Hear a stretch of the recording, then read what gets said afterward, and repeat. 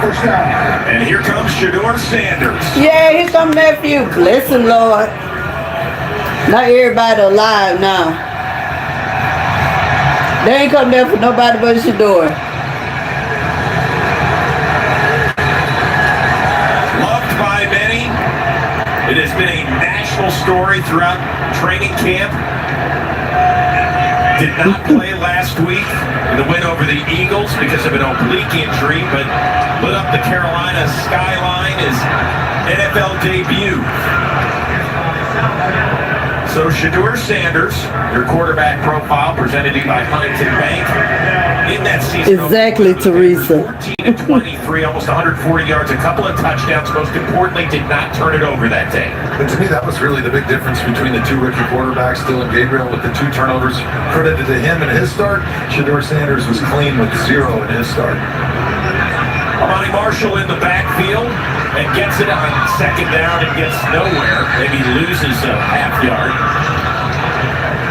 So Shedeur, as we mentioned in the first half, has done and said all the right things. There's been a lot of people, a lot of national shows that have an opinion on where he should be on the depth chart, how many reps he should be getting with certain players, and he has just kind of played football.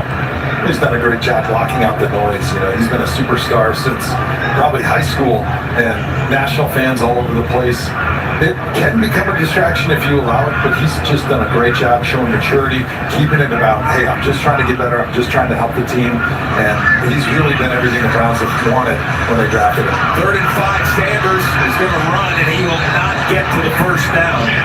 Picks up maybe a yard, and it'll be 3 and out for the Browns on their opening drive of the second half. Protection just not there, but good decision by Shedeur. Like, every drive's not going to end in a touchdown, so you don't have to force it sometimes. The first play of the drive, he does a nice job picking up some yardage instead of throwing it away. He throws it to Canella, and then the run kind of got blown up. Not really great block by the offensive line up front, and then a good decision there. Just take a couple yards, try to scramble, but let him punt. End over end. Stoops calls for the fair catch right next to a flag. By the way, the refs have made a lineup change as well. Brad is starter this past week, and a lot of people are wondering, what's the plan for the rookies moving forward? How do you balance getting a team ready for a game? And 2 things. So I think the first thing is, it can never be, underestimated how big of a transition it is college to the NFL. I think particularly in Shedeur's case, like, he's going from a college offensive system where, you kind of give the example, it's like, okay, imagine you are fluent in English and now you have to learn Mandarin. It's not even a Germanic language. And his growth really since the spring on, the mental side of things, having... Oh, I'm sorry, I had turned the light on. ...has been real impressive. Thank you. The second part is just, like, his physical and mental toughness. Hold on.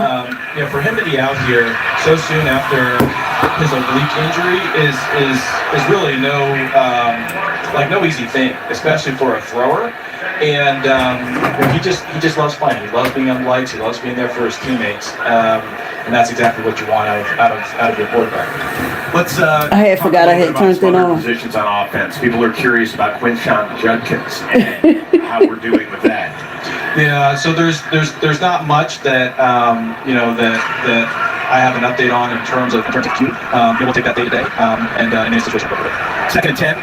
After Marshall had the drop, he'll get it put in his belly and get maybe a yard or 2. You just signed Isaiah Bond this week as well. We saw him on the field for a handful of plays in the first half. What made you comfortable with that? Y'all be getting at me. Grace Basin, yo, turn that light off. Yeah, funny. Thank you, Mr. Is it Mr. Producer 717? On his legal situation, that's something that we never take lightly when players involved in a situation or likes to be funny. In a situation like that. After his criminal case was resolved, we felt really good about bringing into the conversation. Sanders had gotten out of the pocket, overshot Travion Williams down the right side. There are multiple flags down, perhaps. Ineligible man downfield. Oh, that's not normal. Joe always say that for offensive line, that's a tough one. It's a tough one. Yeah, sometimes you're out there trying to get a block for your quarterback, and you don't realize exactly where you are because you think maybe the quarterback is broken contained and is going to try to take off and run with it. But those are the breaks sometimes. Still, we're pretty low on the pecking order, but if anybody really cares about what we have to say about something or what we think. Yeah, Joe, I always think about it as, like, I think the line's the only position in any sport where you play with your back to the ball. And these guys who extend the play or play out the structure, it can make life difficult. About to take the field yet again. Heard some interesting stuff from Andrew Berry.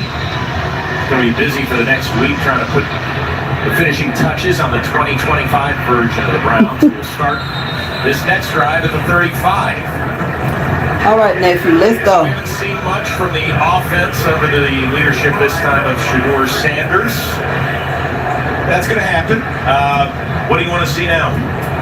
I'd like to see a long drive with some opportunity for him to show off his stuff, right? He's done a great job being poised back there, making great decisions on when to stay in the pocket, when to leave in his last start, but just not a lot of opportunities, not great blocking, and then just drives that are stalling because they're not successful in the run game, so keeping them in long situations, receivers not giving them windows to throw to. Marshall in the backfield behind Sanders. He'll get the rock and go nowhere, courtesy of that Rams defense. By the way, under the tutelage of Chris Shula, grandson of the legendary coach Don Shula, and a former collegiate teammate of Sean McVay at Miami University. Cradle of coaches, my man. Ohio is just unbelievably loaded with great coaches that have littered the college football landscape, the NFL landscape. I mean, there's really good football here, all the way to high school. Friday Night Lights is something I'm very jealous of as a guy who's living in Wisconsin now. Sanders dumps it down to Marshall for a short gain. We saw Shedeur a couple of weeks ago in his NFL opener at Carolina. Actually went against the first string defense his first couple of drives. Really lit it up after that. Come on. Ball Whatever they're trying to do at them, man, this is unfair. Let's remember, he is an uber accurate passer. Then we've seen that accuracy today. Not a lot of places to go with the football. That last throw probably could have thrown the intermediate route, would have gained a couple more yards, but everything has been quick with his murderer's row there to start the season. Includes a game on NFL Network. Yeah, you notice 9:30 Cleveland time in the morning. That is over in London against the Minnesota Vikings. Presley on the end around got a good block with a nice tackle there.